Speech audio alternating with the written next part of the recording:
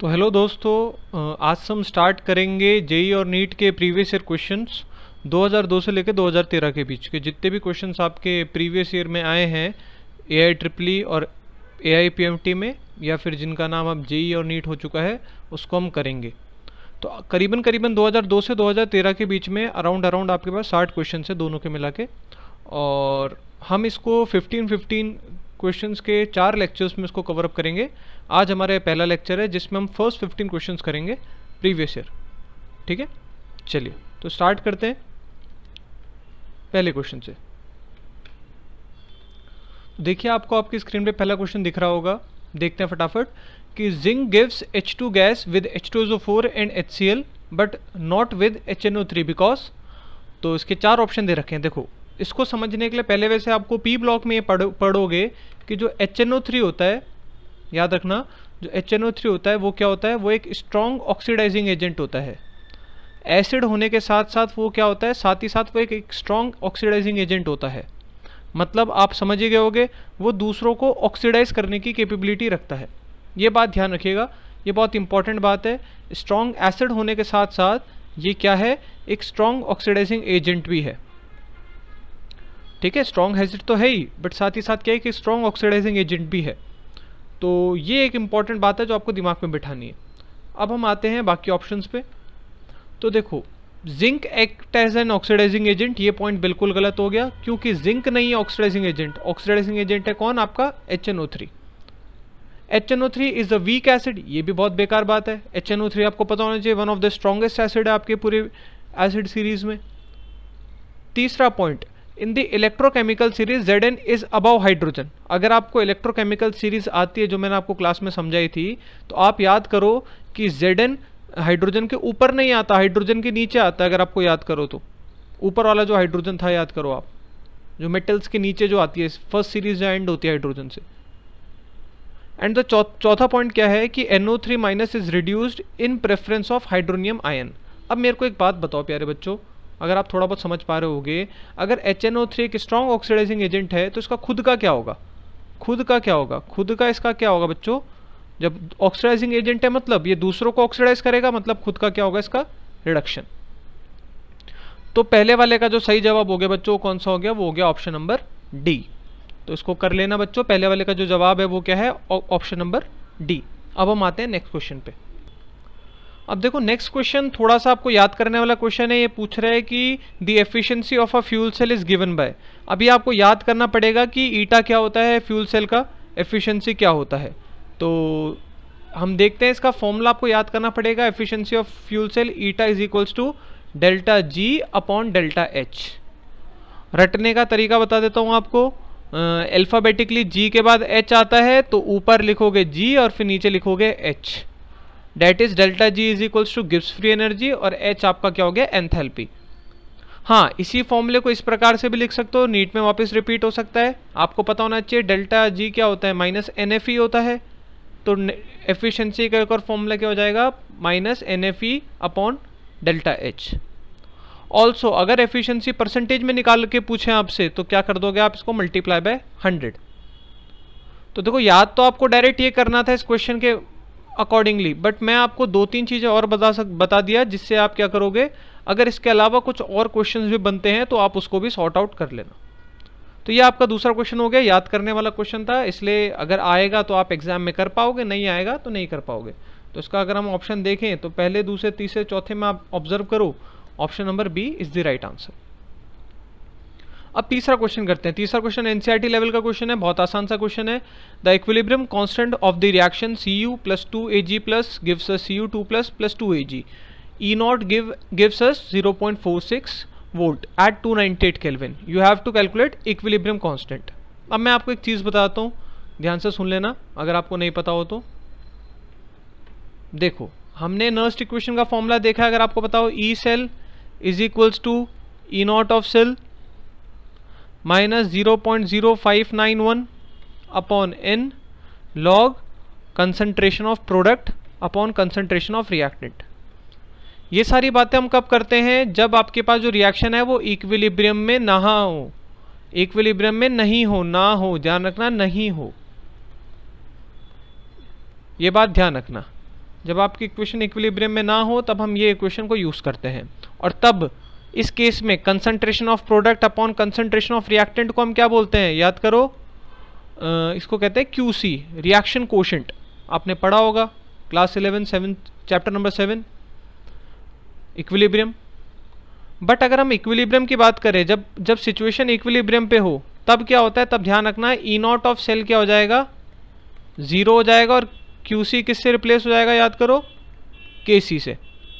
तो तब ये पूरी इक्वेशन में क्या हो जाएगा, ये वाला सॉरी E0 ऑफ सेल 0 नहीं होगा, सॉरी E सेल 0 हो जाएगा। इक्विलिब्रियम पे क्या होगा, ध्यान रखना, at equilibrium E cell is equals to 0। E0 cell तो कांस्टेंट है आपका, E cell equals to 0। Constant मतलब डिपेंडिंग अपॉन द इलेक्ट्रोड्स।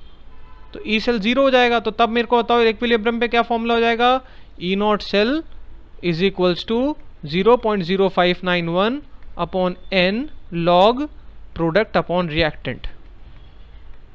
और समझना मेरी बात प्यारे बच्चों, समझना बात ये समझने वाली है कि प्रोडक्ट अपॉन रिएक्टेंट का जो वैल्यू होगी यहाँ पे वो किसके बराबर होगी, QC ना होके क्या होगा, KC होगा।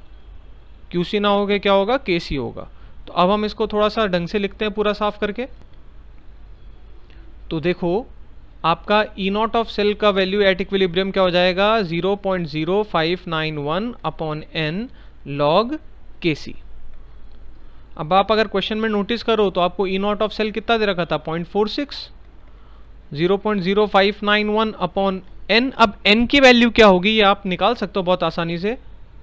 एक सेकंड में वापस से लिख देता हूँ, 0.46 इक्वल्स टू 0.0591 अपॉन, अब n की वैल्यू आप बहुत आसानी से निकाल सकते हो, बहुत आसानी से निकाल सकते हो। देखो कॉपर का देखो कितना इलेक्ट्रॉन ट्रांसफर हो रहा है, Cu से Tu2 प्लस बन रहा है, मतलब 2 इलेक्ट्रॉन का ट्रांसफर हो रहा है, ठीक है।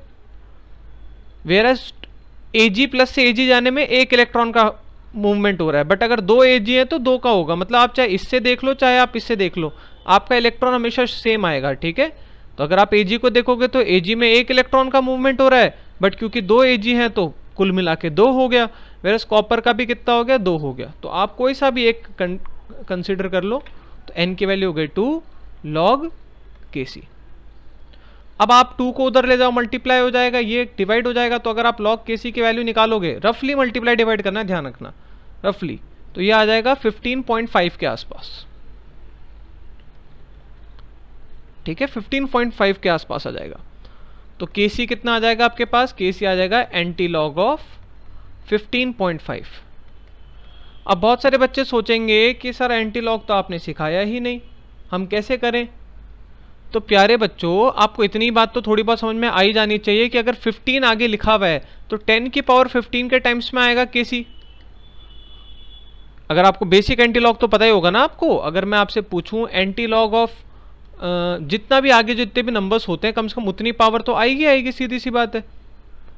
तो अगर 15 लिखा है मतलब 10 की पावर 15 में तो आंसर जाएगा ही जाएगा, आपको पता होनी चाहिए इसके आसपास। तो अब ऑप्शन को देखो, 2 इंटू 10 की पावर 10, 4 इंटू 10 की पावर 10, 4 इंटू 10 की पावर 15 और 2.4 इंटू 10 की पावर 10।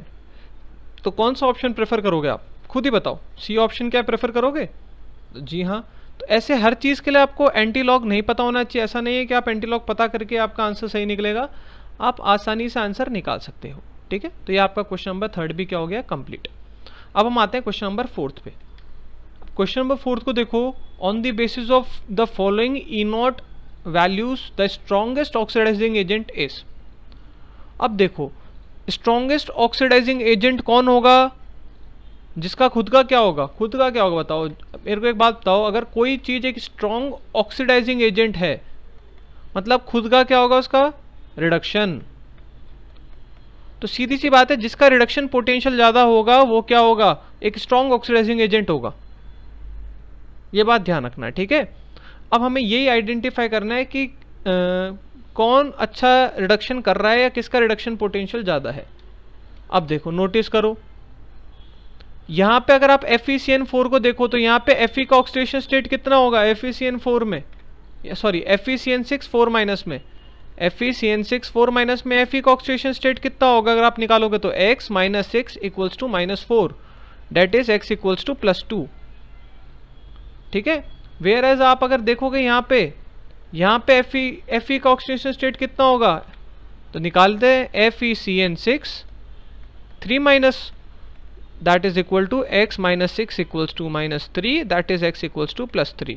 मतलब याद रखो कि ये जो पोटेंशियल दे रखा है आपको, ये दे रखा है F इधर से इधर जाने का ऑक्सीडेशन पोटेंशियल, मतलब यहाँ से यहाँ जाने का रिडक्शन पोटेंशियल क्या होगा, उल्टी रिएक्शन का रिडक्शन पोटेंशियल क्या होगा बताओ, 0.35 प्लस में साइन चेंज हो जाएगा अगर रिएक्शन में उल्टा जाओगे तो। शायद से आपके समझ में आ रहा होगा। यहाँ Fe2 प्लस से Fe3 प्लस जा रहे हैं, मतलब क्या हो रहा है, ऑक्सीडेशन हो रहा है। तो यहाँ से यहाँ जाने का ऑक्सीडेशन पोटेंशियल दे रखा है ये, तो पीछे आने का रिडक्शन पोटेंशियल कितना होगा बताओ, प्लस का 0.77। तो अब प्लस का 0.77 और प्लस का 0.35 में आपको पता है ज़्यादा किसका रिडक्शन पोटेंशियल है, प्लस का 0.77। तो रिड्यूस हो कौन रहा है, ये वाली इक्वेशन, मतलब Fe3 प्लस रिड्यूस होना प्रेफर करेगा Fe2 प्लस में, ठीक है, क्योंकि उसका पोटेंशियल ज़्यादा है, मतलब एक स्ट्रॉन्ग ऑक्सीडाइजिंग एजेंट की तरह बिहेव करेगा। तो इसका आंसर ध्यान रखना, रिड्यूस कौन हो रहा है, Fe2 प्लस हो रहा है, Fe3 प्लस हो रहा है, Fe3 प्लस। तो आंसर ध्यान रखना Fe3 प्लस होगा, ना कि Fe2 प्लस, कंफ्यूज ना होना, क्योंकि रिड्यूस कौन हो रहा है, Fe3 से Fe2 जा रहा है, तो Fe3 रिड्यूस हो रहा है। अगर मैं यहीं पे आपसे स्ट्रॉन्ग रिड्यूसिंग एजेंट का पूछता तब आपको समझ में आ जाना चाहिए कि क्या होता, ठीक है। तो इसको एक बार घर पे ट्राई करना कि स्ट्रॉन्ग रिड्यूसिंग एजेंट का अगर क्वेश्चन होता तो E0 की वैल्यूज पे आप कौन सा आंसर देते हैं चारों में से। स्ट्रॉन्ग ऑक्सीडाइजिंग एजेंट का आंसर क्या हो गया, Fe3 प्लस, ठीक है। अब हम करते हैं फिफ्थ क्वेश्चन। अब फिफ्थ क्वेश्चन याद करो, कोलरॉश लॉ क्या कहता है। पहली बात तो आपको याद होगा, कोलरॉश लॉ इनफाइनाइट डाइल्यूशन की बात करता है, ठीक है, जीरो कंसंट्रेशन इनफाइनाइट डाइल्यूशन। तो पहला ऑप्शन तो पहले पढ़ते पढ़ते गलत हो गया, क्योंकि इसमें क्या है, फाइनाइट डाइल्यूशन लिखा है, ठीक है। दूसरी बात आपको पता होनी चाहिए कि जो क्या कहते हैं आपका कोलरॉश लॉ है, वो आपके पास लैम्डा एम या लैम्डा ई क्यू की बात करता है, मतलब मोलर कंडक्टेंस या फिर उसी के मिलता जुलता इक्विवेलेंट कंडक्टेंस की बात करता है। थर्ड ऑप्शन में देखो यहाँ क्या लिखा है, इसमें क्या है, each ion of conductance, kappa की बात नहीं करता है, तो तीसरा ऑप्शन भी गलत हो गया। अब हम पहले और दूसरे ऑप्शन पे आते हैं, सेकंड और फोर्थ ऑप्शन पे आते हैं। तो the infinite dilution each ion makes definite contribution to the equivalent conductance of an electrolyte depending upon the nature of the other ion of the electrolyte. और इसमें देखो क्या लिखा है, infinite dilution each ion makes definite contribution to the equivalent conductance of an electrolyte whatever be the nature of the other ion of the electrolyte. ये बात याद करो, कोलरॉश लॉ ये मैटर नहीं करता है कि नेचर क्या है दूसरे आयन का। कोलरॉश लॉ ध्यान रखना इंडिपेंडेंट माइग्रेशन का लॉ है, उसमें कोई नेचर मैटर नहीं करता है कि नेचर क्या है, कि आप किसके साथ आयन बना रखे हो। इवन वो तो स्ट्रॉन्ग और वीक का भी नेचर चेक नहीं करता है। तो इसका ऑप्शन क्या हो जाएगा, डी, क्योंकि बी वाले में लिखा है क्या कि नेचर पे डिपेंड करता है कि दूसरा कौन है। ऐसा कुछ नहीं है, वो सिर्फ और सिर्फ आयन पे डिपेंड करता है कौन सा आयन प्रेजेंट है। तो ये आपका फिफ्थ क्वेश्चन यहाँ पे क्या होता है बच्चों, खत्म। सही आंसर क्या है फिफ्थ क्वेश्चन का, डी ऑप्शन। अब हम आते हैं सिक्स्थ क्वेश्चन पे। अब हम देखते हैं क्वेश्चन नंबर सिक्स्थ। देखिए थोड़ा बड़ा क्वेश्चन है, ध्यान रखना, थोड़ा सा टाइम कंज्यूमिंग है, तो एक बार ध्यान से देखना हो क्या रहा है। The standard free energies of the formation that is in kilojoule per mole at 298 Kelvin are minus 237.2, minus 394.4 and minus 8.2 for H2O, CO2 and pentane respectively. The value E0 of cell for the pentane oxygen fuel cell is. थोड़ा सा time consuming है, ध्यान से देखना। देखो पहले आपको यहाँ कंबशन की बात कह रहा है, ठीक है, तो आपको कंबशन की इक्वेशन निकालनी पड़ेगी दोनों की। अब देखो आपको मैंने याद करो कंबशन की डायरेक्ट इक्वेशन पढ़ा रखी है 11th क्लास में, अगर आपको याद हो तो। यहाँ पे लेकिन इस वाली इक्वेशन को यूज़ नहीं करना है, बट तब भी इस इक्वेशन को याद रखो। यहाँ इसलिए क्यों नहीं करना है इस वाली इक्वेशन को यूज़, क्योंकि यहाँ पे आपको फाइनल आंसर निकालने के लिए नंबर ऑफ इन्वॉल्विंग इलेक्ट्रॉन की ज़रूरत होगी, जो कि ये इक्वेशन आपको नहीं समझा पाएगा। देखो मैं आपको एक चीज़ समझाता हूँ। पहले पेंटेन होता क्या है, पेंटेन का फॉर्मूला होगा C5H12, ये तो सब जानते होंगे पेंटेन का फॉर्मूला होगा। अब एक और बात जान लो कि जब हम इसका ऑक्सीडेशन करेंगे, अभी मैं बैलेंस नहीं कर रहा, बेसिक लिख रहा हूँ, तो क्या होगा, CO2 बनेगा और H2O बनेगा। अब बच्चों याद रखना, जब भी हम किसी हाइड्रोकार्बन का कंबशन करते हैं तो उसमें जो कार्बन वाला कंपोनेंट है वो पूरा का पूरा कहाँ से आता है, हाइड्रोकार्बन से आता है, मतलब जो CO2 में जो कार्बन एलिमेंट है वो कहाँ से आया है, वो CH5H12 से ही आया है, मतलब ठीक है। और H2O में जो ऑक्सीजन वाला कंपोनेंट है वो कहाँ से आया है बच्चों, वो इधर से आया है। ये बात आपको समझ में आ जानी चाहिए, ठीक है। तो होगा क्या, दोनों इलेक्ट्रोड्स पे दोनों की स्पेसिफिक रिएक्शन होगी। आपको क्या करना है, आपको एक रिडॉक्स रिएक्शन करनी है बैलेंस वाली। तो C5H12 तो किस में कन्वर्ट हो रहा है, CO2 में। और क्या था आपके पास, जो O2 है वो किस में कन्वर्ट हो रहा है, H2O में। अब आपको क्या करना है, यहाँ पे आपको जो आपने याद करो, आपने हाफ रिएक्शन मेथड से आपने रिडॉक्स रिएक्शन को बैलेंस करना सीखा है, वैसे इनको क्या करना है, आपको बैलेंस करना पड़ेगा।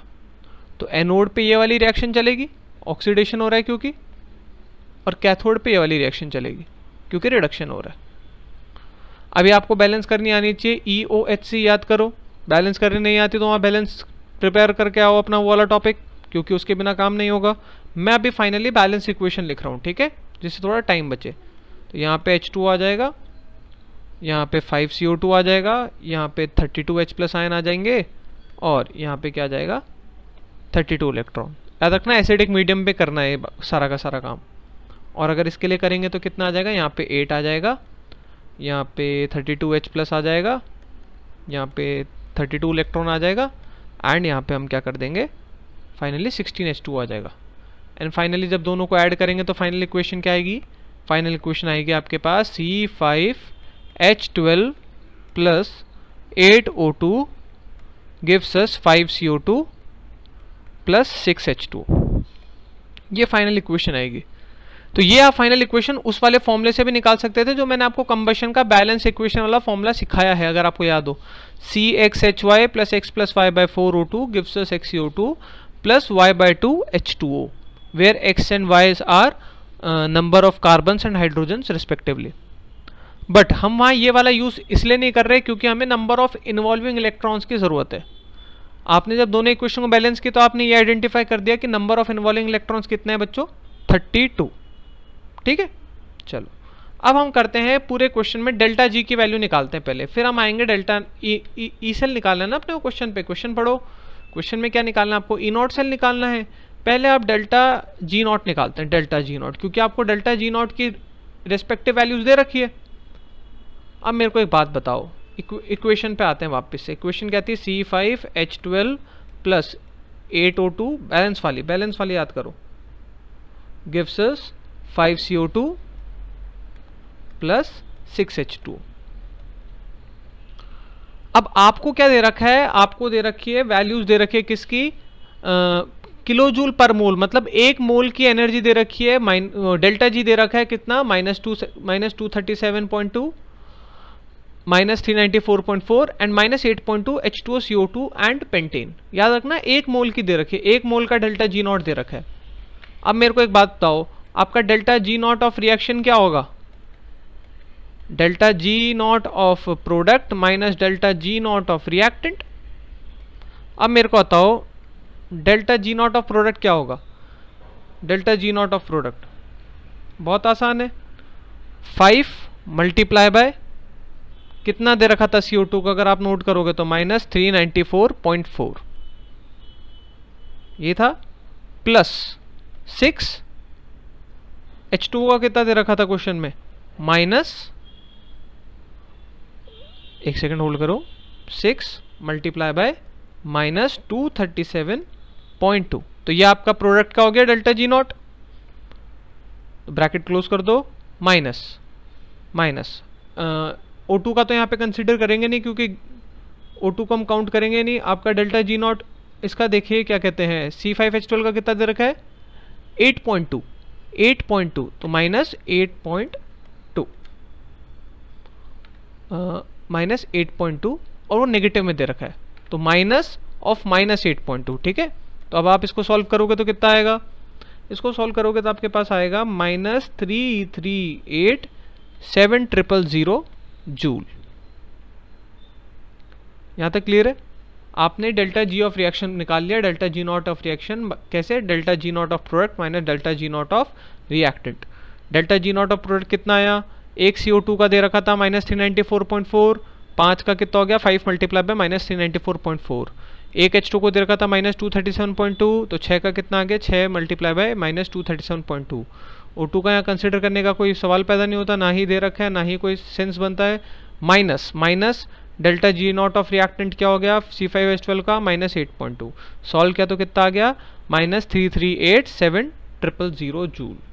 अब डेल्टा जी नॉट आ चुका है तो आपको पता होना चाहिए डेल्टा जी नॉट क्या होता है, -NF/E0।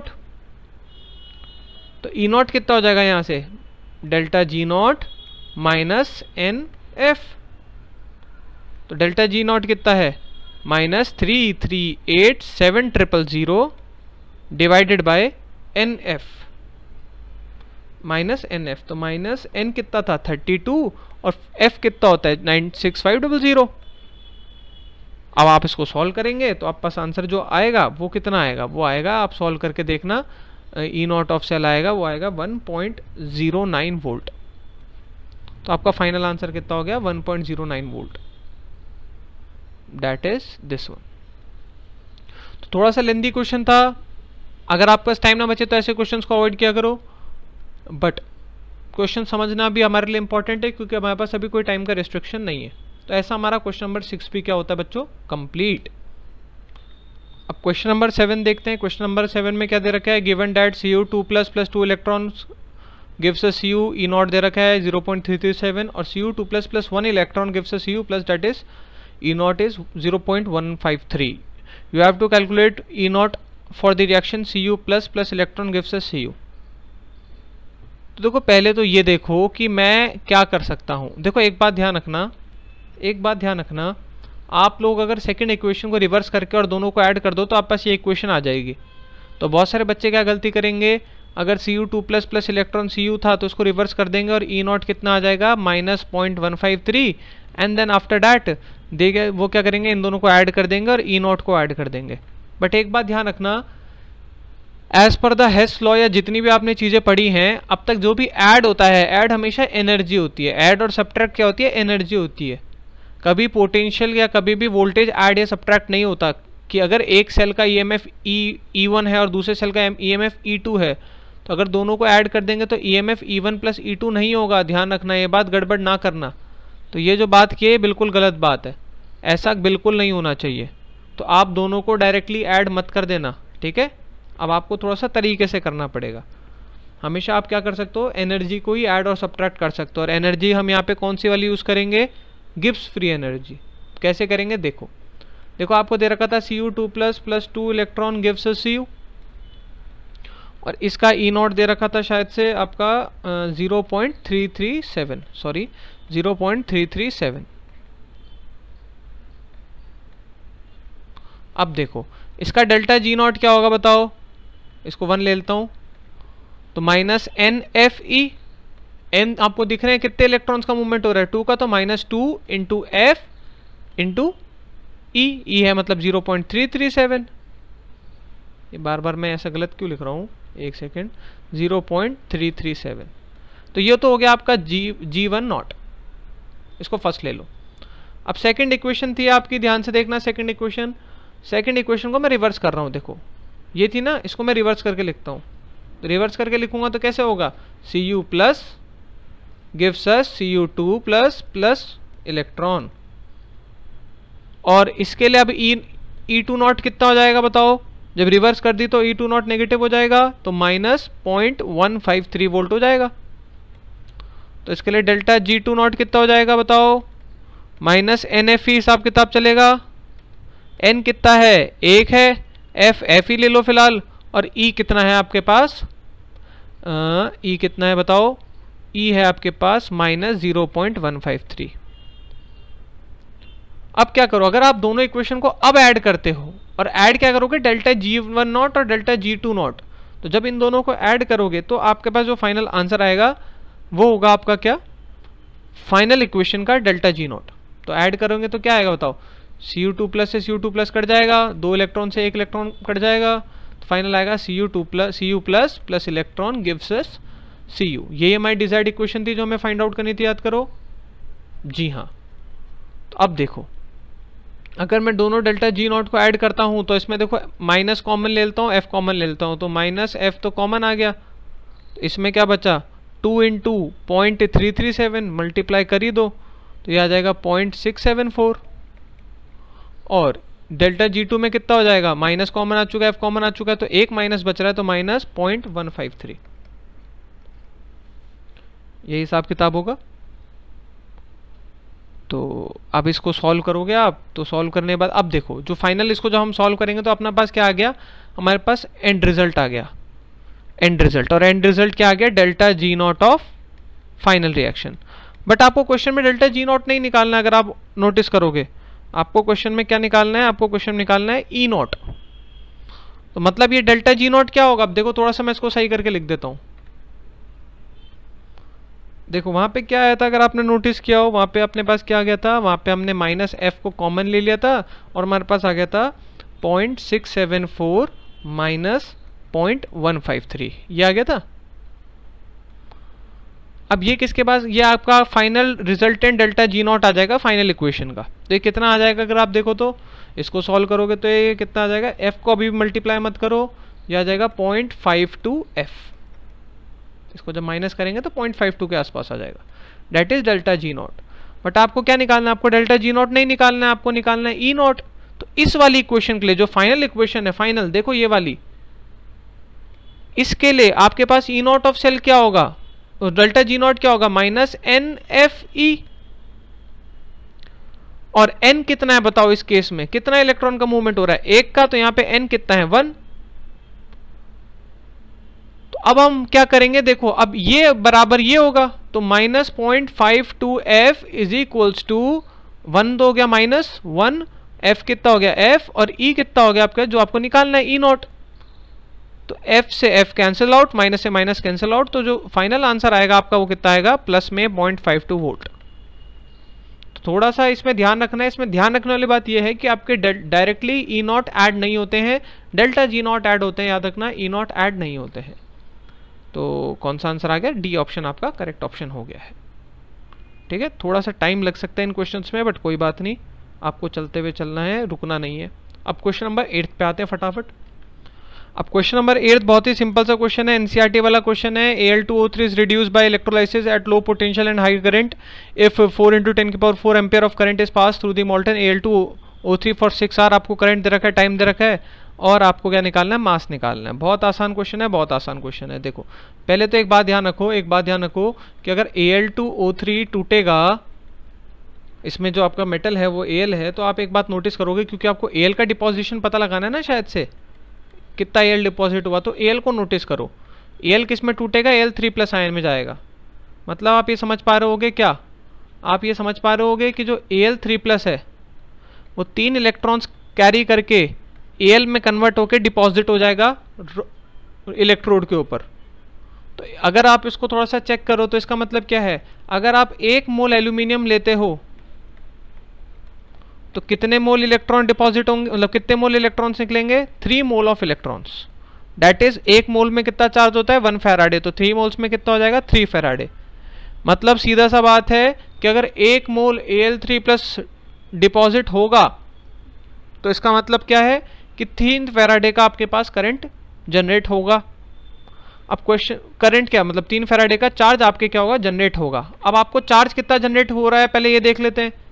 तो 4 × 10⁴ एम्पियर का करंट फ्लो हो रहा है। तो करंट कितना दे रखा है, 4 × 10⁴, और कितने टाइम के लिए हो रहा है याद करो, ये हो रहा है अराउंड 6 घंटे के लिए। तो टाइम दे रखा है 6 घंटे में, 6 घंटा। अब 6 घंटे को अगर आप सेकंड्स में कन्वर्ट करोगे तो आपको बताइए कितना होगा, आर को मिनट में करते हैं 60, मिनट को सेकंड में करते हैं 60, तो इतना आपका टोटल टाइम हो गया। तो आपको पता ही होगा Q इज इक्वल्स टू क्या होता है, I मल्टीप्लाई बाई T। तो 4 × 10⁴ मल्टीप्लाई बाय जो भी ये टर्म्स है, 6 × 60 × 60, that is equal to 8.64, that is into 10⁸ coulomb. मतलब इतने का चार्ज आपके पास लिबरेट हो रहा है, कितने का, 8.64 × 10⁸। और हम एक बात जानते हैं क्या, कि अगर 1 मोल Al3+ क्या होगा, डिसोसिएट होगा या फिर 1 मोल डिपॉजिट होगा, मतलब कितना फेराडे का चार्ज निकलेगा या कितना कूलम चार्ज निकलेगा। 3 फेराडे मतलब कितना कूलम, 1 फेराडे में कितना होता है 96500, मतलब इतना निकलेगा।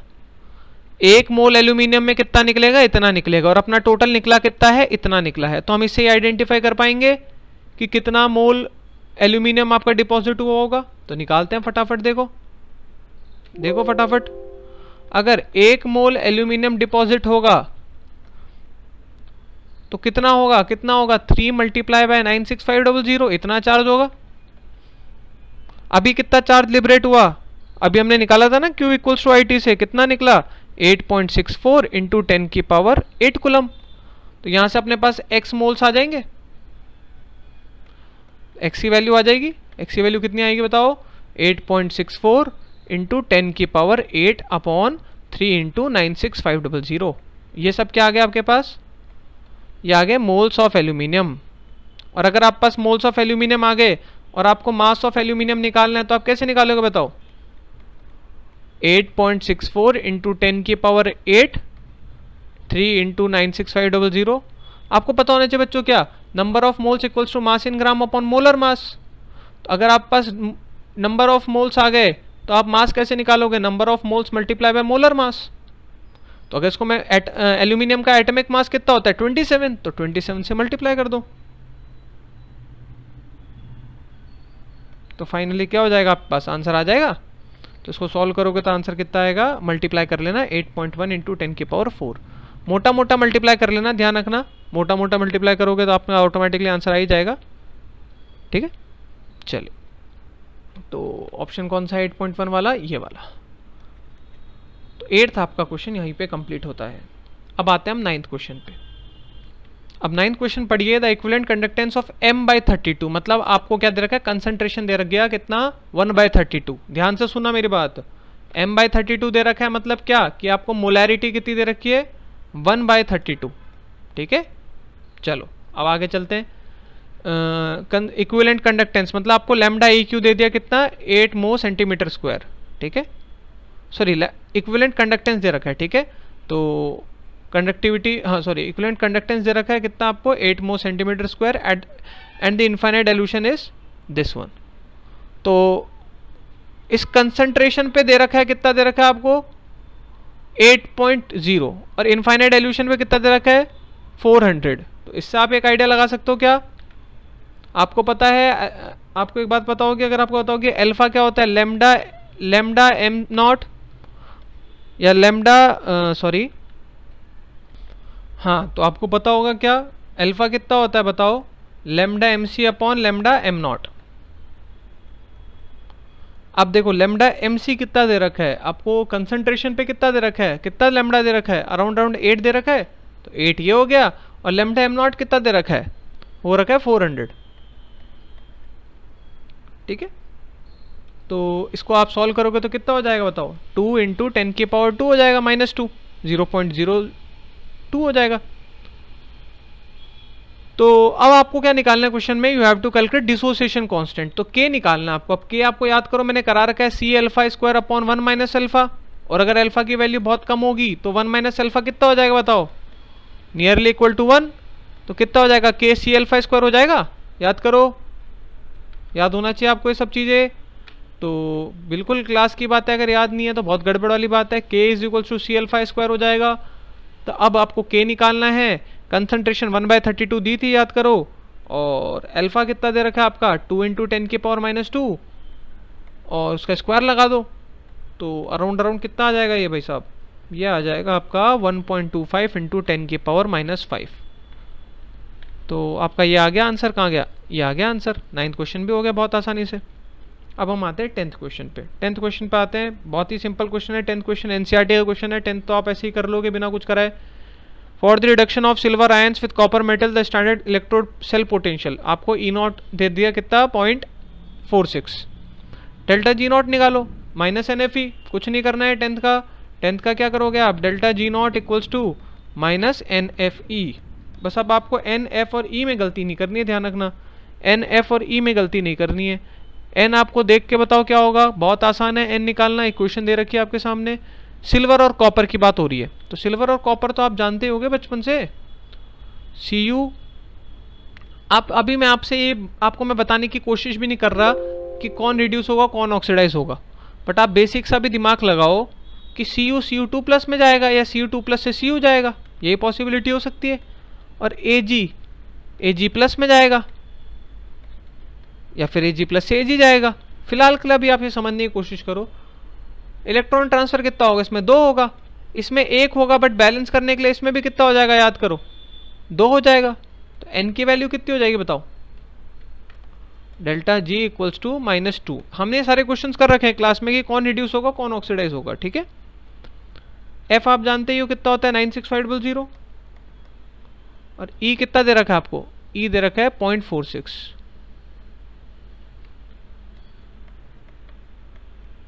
बस ये आपका आंसर आ जाएगा, जितना भी आएगा ये आ जाएगा -89333 जूल। तो कौन सा हो गया, ये हो गया, क्योंकि किलो जूल में देना है ना आपको, तो डिवाइड बाय क्या कर दोगे 1000। तो बच्चे गड़बड़ कर देते हैं कभी कभी, इसको क्लिक कर देते हैं, यहाँ ध्यान रखना है जूल होगा किलो जूल नहीं होगा। तो 10th क्वेश्चन बहुत आसान है, बहुत आसानी से कर लोगे। अब 11th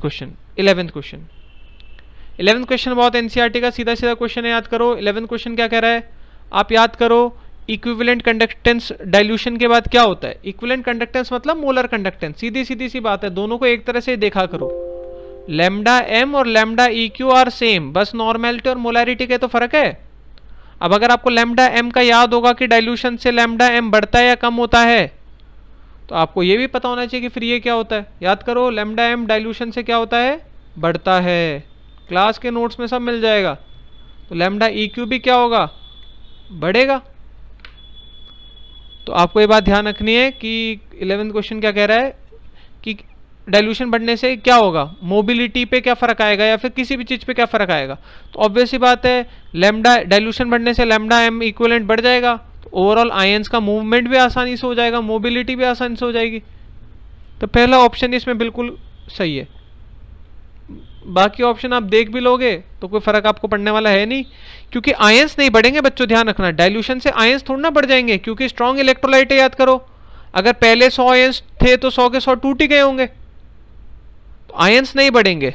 100% आयोनाइजेशन नॉर्मल डाइल्यूशन में हो जाता है, तो डाइल्यूशन बढ़ाने से कुछ नहीं होगा, क्योंकि पहले ही हो जाता है। आप जब तक डाइल्यूट नहीं करते उससे पहले ही, ये तो स्ट्रॉन्ग इलेक्ट्रोलाइट की खास बात है कि पहले ही डाइल्यूशन हो जाता है। Increase in both number of ions नहीं बढ़ेंगे, तो पॉइंट गलत हो गया। ये बात समझना बच्चों। स्ट्रॉन्ग इलेक्ट्रोलाइट क्या होता है, अगर आपने 100 NaCl के मॉलिक्यूल्स लिए तो पहले ही 100 में टूट गए हैं।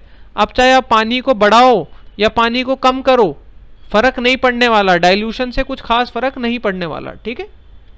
तो 11th क्वेश्चन बहुत आसान था, आई होप आपको समझ में आ गया होगा। क्वेश्चन नंबर 12 भी बहुत आसान क्वेश्चन है। Al2SO4 होल थ्राइस क्या होगा फॉर्मूला, ये तो आपने बचपन से सुना है, शायद से ये हो जाएगा 2Al3 प्लस 3SO4 2-, ठीक है। अब हम आते हैं क्वेश्चन नंबर 13 पे। 12th क्वेश्चन बहुत आसान है, आप आसानी से कर लोगे। क्वेश्चन नंबर 13 क्वेश्चन पे थोड़ा ध्यान दो, कंफ्यूजिंग क्वेश्चन है। देखो आपको मैंने बहुत बार बता दिया है क्या, EMF ऑफ द सेल क्या होता है, E reduction of cathode minus E reduction of anode. मैं अभी क्या मान के चल रहा हूं, ध्यान से सुनना। मैं मान के चल रहा हूं कि E रिडक्शन ऑफ कैथोड को मैं X मान के चल रहा हूं और E रिडक्शन ऑफ एनोड को Y मान के चल रहा हूं। तो अभी एग्जाम्पल के तौर पे, तो EMF कितना है as per this, X minus Y. EMF कितना है आपके पास, X माइनस वाई। अब देखो फटाफट इनमें से क्या क्या EMF की वैल्यू सही है। अब आपको एक बात पता होगा, अगर रिडक्शन पोटेंशियल को मैं ऑक्सीडेशन पोटेंशियल में कन्वर्ट करूं तो आगे माइनस का साइन आ जाता है, ठीक है। चलो पहला, क्या EMF का फॉर्मूला ये सही है गलत है, ऑक्सीडेशन पोटेंशियल ऑफ एनोड। मेरे को बताओ एनोड का रिडक्शन पोटेंशियल कितना था, Y, तो ऑक्सीडेशन पोटेंशियल कितना होगा, -Y। Minus reduction potential of cathode, cathode के रिडक्शन पोटेंशियल को आपने किससे डिनोट किया था, X, याद करो X से डिनोट किया था। तो ये क्या हो गया, -X, तो -Y माइनस X। क्या ये X माइनस Y के बराबर है, क्या EMF के इक्विवेलेंट है, जी नहीं। तो पहला ऑप्शन क्या हो गया आपका गलत। अब सेकंड ऑप्शन को देखो, समझना मेरी बात, वापस बोल रहा हूं आपको, वापस समझाता हूं। हम ई रिडक्शन कैथोड को x मान रहे हैं, ई रिडक्शन एनोड को y मान रहे हैं। फॉर्मूला ये होता है ईएमएफ का, तो ईएमएफ क्या हो गया x माइनस वाई। अब अगर मैं आपसे पूछूं ई ऑक्सीडेशन ऑफ कैथोड, तो वो कितना हो जाएगा? अगर हमने ई रिडक्शन कैथोड को x माना है तो ई ऑक्सीडेशन कितना हो जाएगा? माइनस x हो जाएगा। Similarly E oxidation of anode कितना हो जाएगा? माइनस वाई हो जाएगा। आई होप आपको समझ आया होगा। अब EMF of cell second option देखो, ऑक्सीडेशन पोटेंशियल ऑफ एनोड।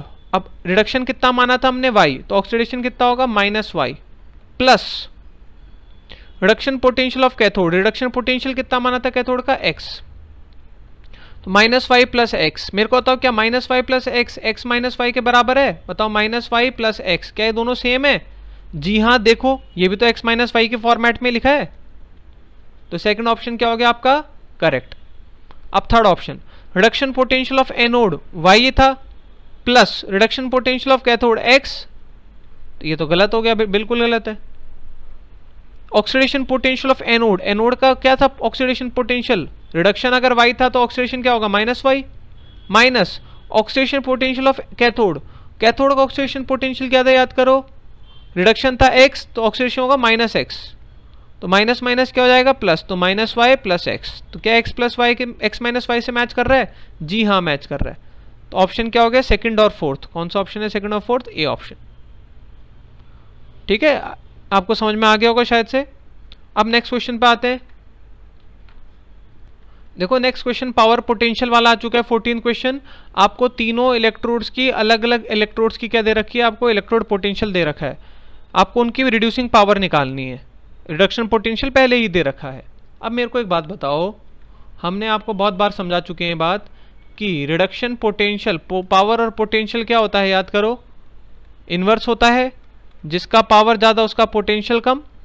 तो अब खुद सोच के बताओ कि एक्स वाई जेड में आप देख पा रहे हो कि ये पॉजिटिव है, मतलब इसका पोटेंशियल ज़्यादा है, मतलब वाई की पावर सबसे कम होगी, वाई की पावर सबसे कम होगी। फिर आप अगर x और z में देखो तो x का पोटेंशियल सबसे ज़्यादा है, सबसे कम है, सॉरी z का पोटेंशियल सबसे कम है, ठीक है, तो z की पावर सबसे ज़्यादा होगी। तो ये ऑप्शन हो जाएगा आपका z is less than, z is greater than x is greater than y। तो 14 का ऑप्शन कौन सा हो गया बच्चों? सी ऑप्शन हो गया। ठीक है, याद रखना पावर और पोटेंशियल उल्टा होता है। अब हम करते हैं आज का लास्ट सवाल। क्वेश्चन नंबर 15 देखो बच्चों आपकी स्क्रीन पे, आपको क्या दे रखा है? इलेक्ट्रोड पोटेंशियल दे रखा है इसका और इसका। आपको निकालना है किसका? Cu2 प्लस से Cu का। Cu2 प्लस से Cu प्लस जाने में आपको पोटेंशियल दे रखा है प्लस का 0.15 और Cu प्लस से इधर जाने में आपको क्या दे रखा है? प्लस का 0.50। ई नॉट निकालना है। अब ये वापस से वही सवाल आ गया जो अभी हमने पिछले वाले पार्ट में किया था। सेम क्वेश्चन है, सेम क्वेश्चन अगर आप समझ पाओ तो। यहाँ पे दोनों का क्या पोटेंशियल ऐड हो सकता है? नहीं हो सकता। ऐड होगा तो क्या होगा? ऐड होगा तो क्या होगा प्यारे बच्चों? ऐड होगा तो इनका गिब्स फ्री एनर्जी। तो एक बार मैं इक्वेशन लिख देता हूँ, ध्यान से देखना, यहाँ पे पलटना नहीं है, थोड़ा सा दिमाग लगाओ। मैं आपके सामने दोनों इक्वेशन लिखता हूँ। पहले दे रखिए Cu2 प्लस से एक electron that is Cu plus, इसका ई नॉट कितना दे रखा है? प्लस में 0.15। फिर Cu प्लस से एक इलेक्ट्रॉन से Cu लिखने का कितना दे रखा है आपको? ई नॉट प्लस में 0.50। अब आपको Cu2 प्लस से Cu निकालना है, तो अगर आप इन दोनों को ऐड भी करते हो सीधा सीधा तो क्या होगा बताओ? Cu प्लस से Cu प्लस कैंसिल हो जाएगा, Cu2 plus plus 2 electron Cu, क्या सही आ गया? हाँ, बट इनको डायरेक्ट ऐड नहीं करना, ध्यान रखना। आप क्या करो, दोनों का डेल्टा G1 निकालो, डेल्टा G1 और डेल्टा G2, और फाइनल जो इसका जो डेल्टा G आएगा वो कितना आएगा? डेल्टा G1 अपॉन वो sorry delta G1 plus delta G2। नहीं आया। अब n कितना है? n दोनों में सेम है, 1 है, तो n लिखने की जरूरत ही नहीं है। क्या होता है डेल्टा G का फॉर्मूला? Minus NFE। n की वैल्यू कितनी है? 1। f कितना है? FFE होता है, और e कितना है? 0.515। तो बताओ कितना आ गया डेल्टा G1? कितना आ गया?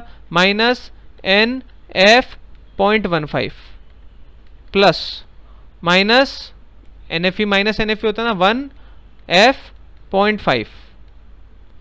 आप माइनस कॉमन ले लो, F कॉमन ले लो, तो कितना हो गया 0.15 प्लस 0.5, ये हो गया, डेट इज माइनस 0.65F। तो ये क्या हो गया आपका minus 0.65F delta G not of this reaction. आपको क्या निकालना है, इसका E नॉट निकालना है। तो E नॉट कैसे निकालोगे, डेल्टा G नॉट कितना होता है minus NF E not, delta G not कितना रखा है माइनस 0.65। अब इस इक्वेशन के लिए n की वैल्यू कितनी है 2F और E नॉट। तो अब बताओ कितना हो जाएगा, F से F कैंसिल, माइनस से माइनस कैंसिल, तो E नॉट कितना हो जाएगा 0.65 divided by 2 that is equal to 0.325। तो ऑप्शन नंबर बी। तो बच्चों यहाँ तक आपके 15 सवाल हो गए हैं। चाहे आप जेई की तैयारी कर रहे हो, चाहे आप नीट की तैयारी कर रहे हो, प्रीवियस ईयर के क्वेश्चंस करना बहुत ज़रूरी है। और मेरे हिसाब से आप अगर ये प्रीवियस ईयर के क्वेश्चंस बिल्कुल रिलीजियसली करोगे तो आपको रिजल्ट्स पक्का दिखेंगे। हाँ, प्रॉब्लम आनी ज़रूरी है, आपको ऐसा नहीं है प्रॉब्लम नहीं आएगी, प्रॉब्लम आने के चांसेस बहुत हैं। बट हाँ, अगर आप रिलीजियसली ढंग से तसल्ली से बैठ के अगर आप क्लासेस ले रहे हो तो मैं आपको इस बात का एश्योरेंस देता हूँ कि आपको कहीं पर भी कोई भी दिक्कत नहीं आएगी। तो थैंक यू बच्चों, पहला पार्ट आपका ख़त्म हो चुका है। अब नेक्स्ट पार्ट में हम नेक्स्ट 15 क्वेश्चंस करेंगे। ठीक है, तब तक कोई प्रॉब्लम हो तो आप मुझसे पूछ लेना। ठीक है बच्चों।